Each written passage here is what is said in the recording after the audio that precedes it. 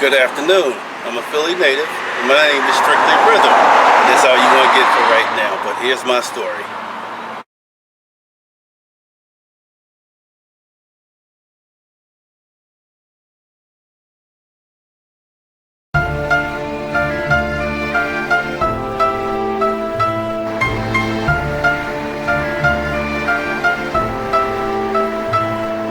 Depression.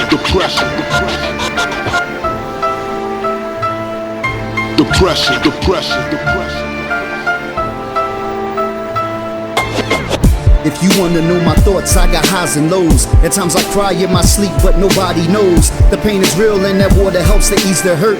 My baby mama started tripping after giving birth. Relationships on the outs, problems getting worse. Now she's spazzing cause she knows that I can't find work. I see my PO and he's talk about some restitution. Retribution for the time in that institution. I piss hot, but he lets me off with a warning.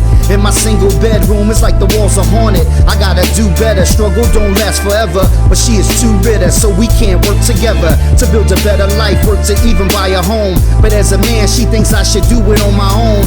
So I make a call, tell my man to grab that work. Back on the block again, connecting thoughts, we make it work. Depression, you under pressure, left in state of depression. That's no question, sick and tired. Depression, you under pressure, left in state of depression. That's no question, sick and tired. Depression, you under pressure, left in state of depression. That's no question, sick and tired. Depression, you under pressure, left in state of depression. Older brother trying to talk like listen to me, but if it doesn't help the cause, stop talking to me. If it ain't about $1, you wasting your time. I love you, bruh, but you never did nothing for mine.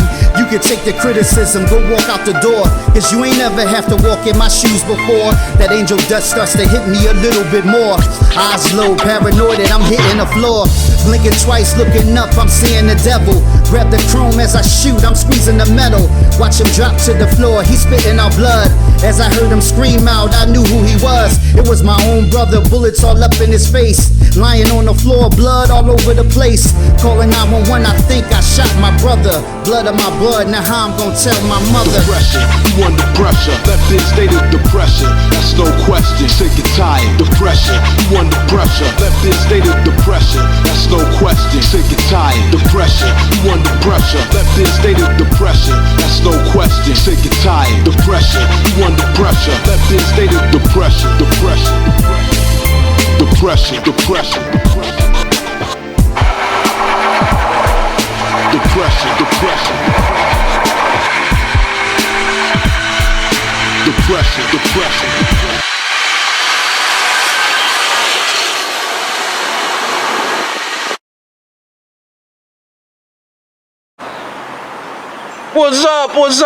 What's up? We out here with Strictly Rhythm, my big homie.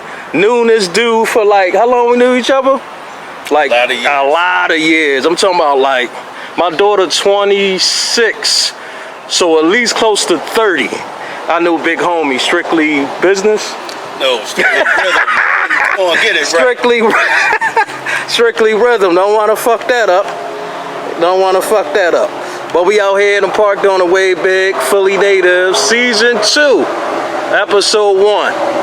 And we gonna get it in right now, show people how real Philly is, how real these dudes and females are, and how we get down in Philly, really. So, big homie, what did you, was born at in Philly?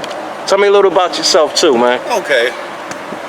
I was born in Philadelphia, as you may know. I also grew up in North Philadelphia, down there around the Badlands. Oh.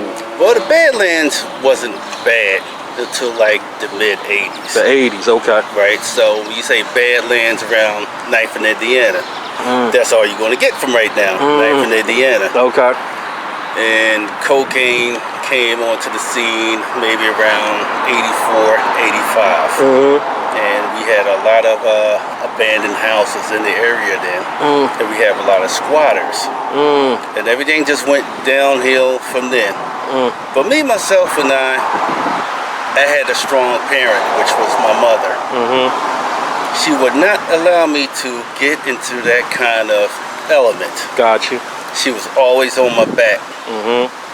At first, I didn't appreciate what she did for me, but as I got older, I understood what she did for me, and as a result, I chose a different path, and I'm glad I chose this path. Because some of my homies chose a path, and some of them are in jail, or right now they pushing up daisies. Now, me, I describe myself as just like a average guy. Okay. That's all. Okay, big homie. Another question for you as a Philly native. What did you do in Philly when you was a youngster? What did you do for fun? What I did for fun was a lot of crazy things. We had these spinning tops. Okay, spinning And tops. We also played this game called Dead Man, where we would scrape the tar off the streets and draw a big drawing of the street with like 20 squares, and we all had our tops, so we had to shoot these squares to 1 to 20, and then from 20 all the way back to 1. And then if you get caught in the middle, that's called the Dead Man. You stay there till somebody knock you out. Damn, I ain't never heard of that one. Yeah. Then we also played this game called Homicide. Homicide was like wall ball. Okay. And excuse me for moving around a lot. Let's go, do your thing. You know, that's how I get down, right? Wall ball is like, it's like homicide is like wall ball. You throw the ball up there, you gotta catch it. But if you drop it, you get fucked up till you touch that wall. I mean, I seen dudes crying and everything else. Me, I cheated. One dude. You did? Yeah. I cheated. One dude caught the ball, he dropped it. So as he went to run to the wall, tripped him, so he couldn't make it. You tripped the ball. So he just got some extra hits on him and shit till he touched the wall. So he never came out and played that game with us no more, Homicide. That ball probably messed up in the head now, to this day. Mike can mess that dude up in the head, man. So he never came out no more. He probably got mental problems right now. Probably did. And what else we used to do for fun? I know the water plug and all that stuff. We used to turn on the water plug and have fun playing with the water plug.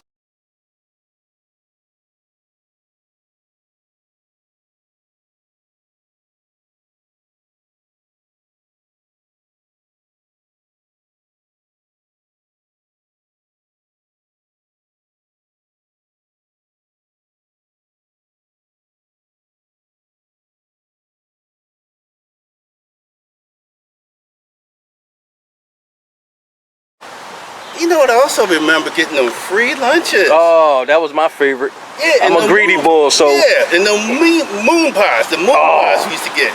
I used to love the brownies. Remember them with the milk? Yeah, the brownies, the milk, the moon pie. I used to love them free lunches. Oh, me too. I used to look forward to it. I think our snack times around 2 o'clock. I think around 2 or 1. Yeah, we used to look forward to that shit. It was basically like that through citywide. And like I said, we had a lot of fun. We played half ball. Yeah, I remember half ball through my time. Take the ball, cut it in half. We used to play halfies and try to hit it with a broomstick. That takes a lot of skill trying to hit that with a broomstick. I know. Ball, you strike out more than you hit anything. Exactly. So we had a lot of fun doing that. And it's a shame because you don't see none of these young people doing that. You don't even see them jumping rope no more on the streets. No, because you know what will happen? Back in our day, a lot of these kids would die because there was no video games back then. You had to be creative. Yup. Make your own game. Yeah. We used to do that a lot. There was no more of this. Talking on the phone back then. You had to face-to-face conversation. The only technology we had going into the 90s was beepers. Yeah, that was it. Beepers, that's about it. And the big cell phone looked like you in the army and shit. Right, and I remember you go to school, you get caught with a beeper. That was an automatic. Automatic. Suspension. Yep. And remember the cell phones, you had to be a drug dealer or a doctor or somebody with a little bread to have one. Exactly, because those things were very expensive. Yep. And then when they started chipping the phones, I had a homie he used to chip like once a month. Yep. Put them back in. Remember that? We out here in the park, feeling my big homie right here. We talking about Philly, representing Philly to the fullest. And the next question I got for you, big homie, man, is what is your favorite season, your favorite time of the year when it comes to the weather? All right, my favorite time of the year is spring. Springtime, mine too. Because it's not too hot, it is not too cold. But as far as being in Philadelphia, I'm gonna tell you, it's really filthy out here. Oh, There's trash all over the place. People just don't care. Give a fuck, they don't. But back then in the 70s, it was different. Much different. It was clean. People take pride in their stuff. See, what happened with this generation, a lot of teaching have stopped. Those that taught went to glory. these that we got here, they're not teaching. Then we had this generation of people that was on drugs and everything else and having these kids, not to be knocking everybody, but a lot of people don't have a full deck no more. Yeah. Just like common sense ain't common no more. But Philadelphia, I say Philadelphia, everywhere you go is trash. So you basically telling me you don't want to live in Philly the rest of your life, right? Oh. You want to get out of here? If God bless me good enough, I'm gone. I gotta go at least 2 counties over. Got you. I can't deal with all this trash no more. And the potholes, that's another thing. Yeah. Right here, throw your hands up, y'all. Put your fist in the air. If you come from the dirt, let them know that you here. From the bottom to the top, we belong right here. Bang the track, bang the music, we can build right here. You still rap about the same crap? How your man is all dressed in all black with the gun in his lap. Wanna be thug, big beer, frown in your mug. Claiming you Muslim but can't quote a verse on a sword. Talk like a goon, really you a fucking buffoon. Animated over YouTube, you look like a fool. Killers always moving silence, but you talking too much. Is it really you talking or the syrup and dust? Yeah. Got a pothole joke for y'all. Go ahead, pothole joke. Here we go. All right. Pothole joke. I'm rich in potholes.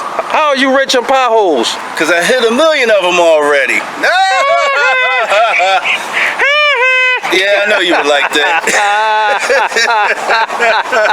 Crazy, man. But that's true. Yo, potholes is, that'll F your car up. Exactly. Your ball joints. Yup, your ball joints. Yup. It'll ruin your wheel alignment. Yup, I was about to say all that. You can't even go out down the street without hitting one of those. I know. Bloop, bloop. Yep. And you can be going through that every couple of months, man. Not only that, people say, oh, I'm going to play the lottery. I said, shit, you better off hitting the pothole than that. That's one thing you're going to hit. You ain't hit shit on that lottery, you're going to hit that goddamn pothole. I know, before you hit that. And then you get these people that got so, like, semi-good jobs, or they do got good jobs. They get these Range Rovers and all these good cars and want to live in a hood with them.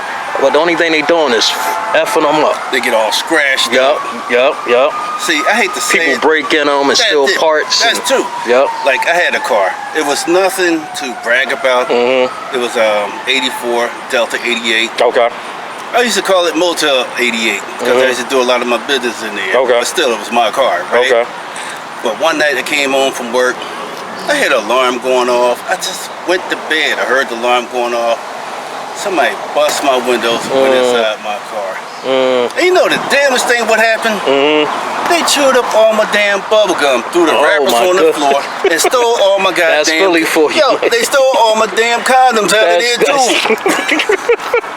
That's Philly for you. Yeah, I felt violated. I ain't want that car no more. Like Ice Cube said, only got hard in bubble gum just right out my last stick. You know where I'm coming from? That's it. That's it. And that's exactly what they did. That was pretty trifling to do that to me. But that's the way Philly. it is. That's the way it is in Philadelphia. Philadelphia, you got that right. Don't get me wrong. We have a lot of nice things here in Philadelphia, but it's just certain areas. I'd say 3/4 of the area, you're going to see a whole bunch of filth. And then when I had some of my relatives that came up a couple of years back, and I was really embarrassed when they asked me this. And they say, yo, y'all have any trash man up here? I said, yes, we do. We just have trifling people that just sit there and short dump all day long. Because everywhere we went, we seen trash, tires, all kinds of debris in the street. I was like, yo, I was really embarrassed. I really was embarrassed. But that's the way it goes. That's the way it goes. Now let me tell you this though. Out of all the stuff you just mentioned, right? We talked about like the fun places you got like to go and all that. Anything about Philly that you do like, or did anything that you could say good about the city? You know what? I can say a lot of good things if I can see I meet a lot of good people like you myself. That's what's up. You know I appreciate that. A lot of good people, right? And that's why I'm doing this, not to cut you off, that's why I'm doing this Philly Natives, this show, because we get a bad rap as a city. If you minus the trash and all that stuff we talk about, you do have real people like me and yourself that's all doing positive things, and we out there, you know, doing the best we can do, and being ourselves. We ain't trying to be nobody that, we ain't putting on no mask to be fake or nothing. And that's Philly have a lot of them people. Yup. You have a lot of fake ones. Oh yeah, in the bunch. Some real ones. Yeah, like them crabs in a barrel, man, trying to pull you down. You got that. Every city got that. But everything, like I said, here Uh-huh. in Philadelphia, you do have a lot of good things, a lot of good sights to see. Now, big homie, we got to sum this up. We was out here for a while, and we had a good conversation, man. Real good. Describe Philly to me, the people, the city, and everything in 3 words. If I had to describe Philly, I would say interesting, Interesting, dirty, dirty, and very historical. historical. Got you. It's been a pleasure to do this with you, my man. Thank you, man. I appreciate it. Know what I Hope mean? you got what you needed. Oh man, I got more than what I needed. I think this is enough to do a couple episodes on, for real. And I expect us to be out here this long, but everybody got a story to tell. And I'm glad you was part of Tell the Philly story from a Philly's perspective. I try to get people that's real, genuine, and unique, and you definitely is that type of person. And I always like to give this message to everybody in the whole world. Know thyself. Peace. All right. Yup.